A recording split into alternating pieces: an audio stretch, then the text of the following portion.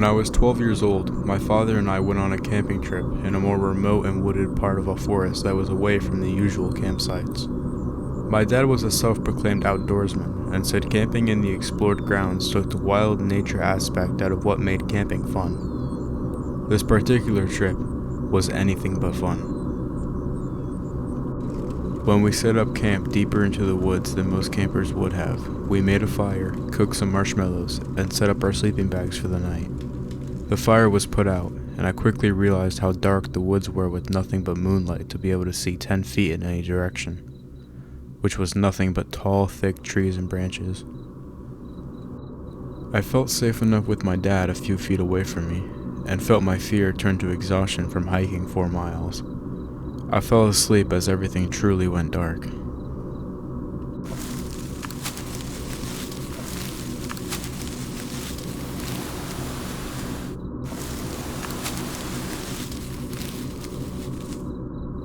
I awoke not even 2 hours later to the sound of crunching leaves in darkness.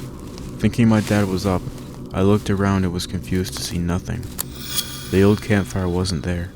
My dad's sleeping bag was nowhere near me. Young and afraid, I could still realize the situation. Nothing familiar was near me because I had been dragged away in my sleep. Praying it was a dream, I screamed, filling the quiet woods with an echo that scared me even more. I got up out of my sleeping bag and began to just run. Not knowing where I was going in what direction, I began to hear more leaves crunching from behind me, but faster and louder. I began running faster than I ever had in my life when I saw a light emerge 100 feet away through the forest, and I could hear my dad begin to call out for me. I immediately switched directions and could hear a raspy voice behind me, followed by a dark sigh of breath.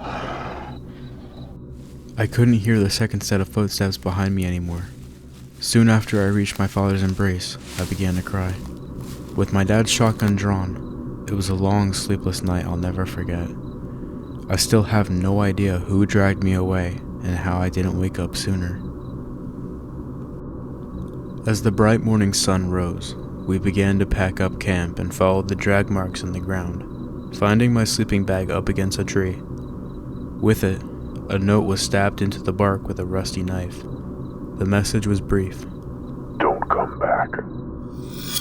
We didn't.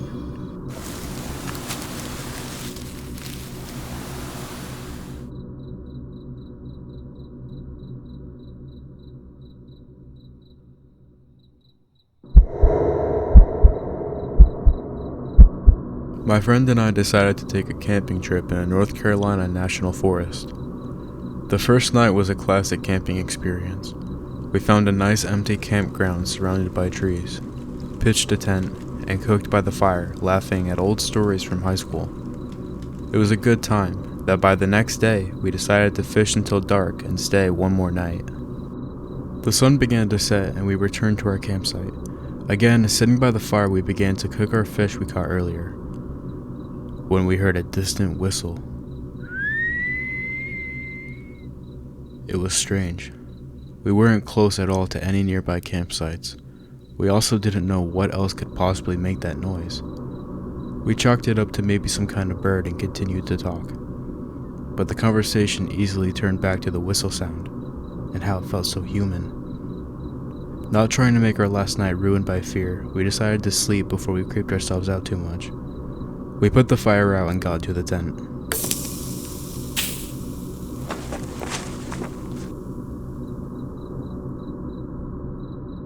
An hour went by, and I could tell neither of us could really fall asleep this time. All of a sudden, we sat up and stared at each other as a loud cry for help rang out into the echo of the night. Now we knew someone had to have been out here with us.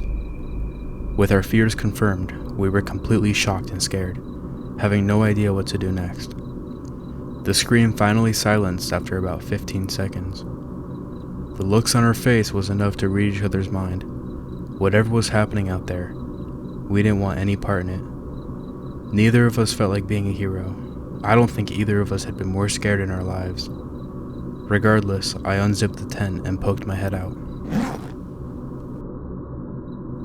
Of course, nothing but darkness and the silhouettes of trees filled my vision. I watched and listened for at least 5 minutes, and when I started to think it was over, I hear leaves crush the ground. Slow and very faint footsteps began coming towards our campsite. My friend practically pulled me back into the tent and closed it.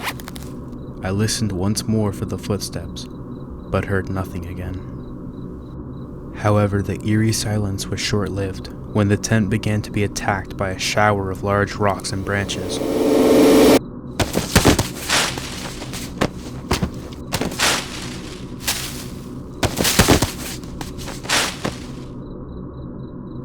Whoever or whatever this was tried to flatten out and break our tent. It was a decent-sized tent, but we found ourselves forced into the corner as the tent started caving in on one side. The worst part about being out in the wilderness is that when things like this are happening, there's no police, no phone call to 911, just survival.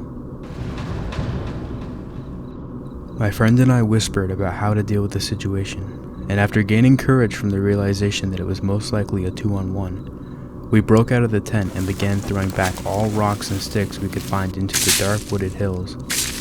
I picked up the densest stone I could feel for and chucked it into what I thought was a tree by accident. But when I saw it make contact, I could see what I really hit was a humanoid figure of some sort, as it instantly whistled just like before, but louder, and began to move in strides back up the hill away from us.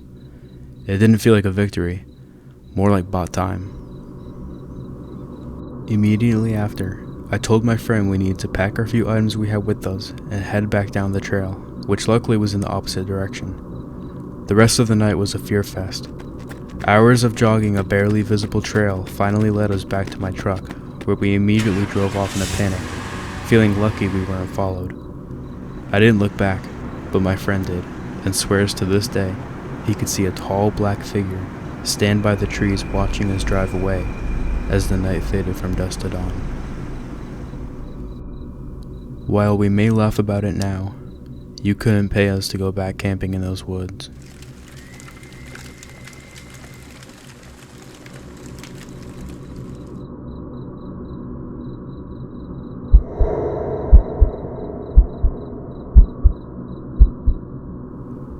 Growing up, my family loved to go camping, so I always made it a point to go at least once a year. My regular camping gear was starting to diminish, and decided before I headed into the nearby mountainous forest, I would need to stop at the outdoor store for new gear. I got to the store at about 6 p.m., and as the sun set, I knew I needed to be quick to set up camp at a reasonable hour. As I was walking through the aisles, I started noticing a larger man watching me from a distance, and then follow me as I went into the next aisle. I began to get fed up with the strange behavior, and as intimidating as he was, I finally turned to the man and asked if I could help him. Not saying a word, he just turned around and left the store. I didn't know the man, and couldn't think of a good reason he would have to be following me, but as long as he was leaving, that's all I cared about. I paid for my new pop-up tent, firewood, and lantern, then loaded it all into my truck as I finally started driving out to the campgrounds. On the drive there, I realized how fast it began to get dark, but I was already committed to setting up tonight and finishing early in the morning. I parked my truck halfway through the trail and started setting up in a nearby clearing. When it reached 11 p.m. and the campfire began to die out, I got into my new tent and closed my eyes. 10 minutes passed, and as my body began to relax, my muscles immediately tensed back up.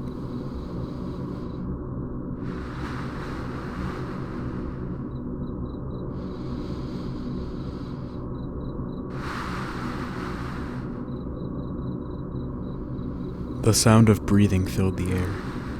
Not loud, but not quiet. It wasn't animal either. I could hear from directly to the right of my tent the slow and deep breaths of what had to be human breathing. The certain suspicion of someone remaining idle at my tent scared me to the core. I stupidly left any weapons in my truck and knew I had to make some sort of escape back to the dirt path I parked along.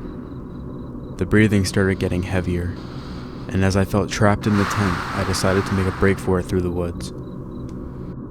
I picked up my flashlight and turned it on. Getting out of the tent was loud and obvious. I immediately began to hear footsteps shift among the leaves as my arm was grabbed from behind the nearby tree. I screamed and shined the light into my predator's face to see the same man from inside the camping store. The malicious expression on his face said it all.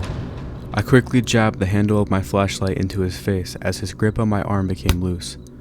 I booked it all the way to the back of the road I parked my truck along, only to find my tires had been slashed. He must have followed me and was trying to eliminate any way I could escape the dark wilderness. He had been hunting me like prey. I could still get inside my truck, but feared I would only trap myself rather than escape my attacker. I instead grabbed my taser from the center console and kept moving. My only option became jogging down the path until I met with the main road. I turned to look behind me, and to my horror, I could see the man again, this time running directly towards me. I flashed my taser and watched him stop dead in his tracks. It was dark, but with the flashlight on the man, I watched him slowly circle around, passing me until he ran forward away from me. When I couldn't see him in the distance anymore, I sprinted back to my truck and called for help. I reported the incident, but I've never heard of anything else happening to this day. I'll never go camping alone again, or without a weapon. Harmless fun in the woods for some could be hunting grounds for twisted individuals.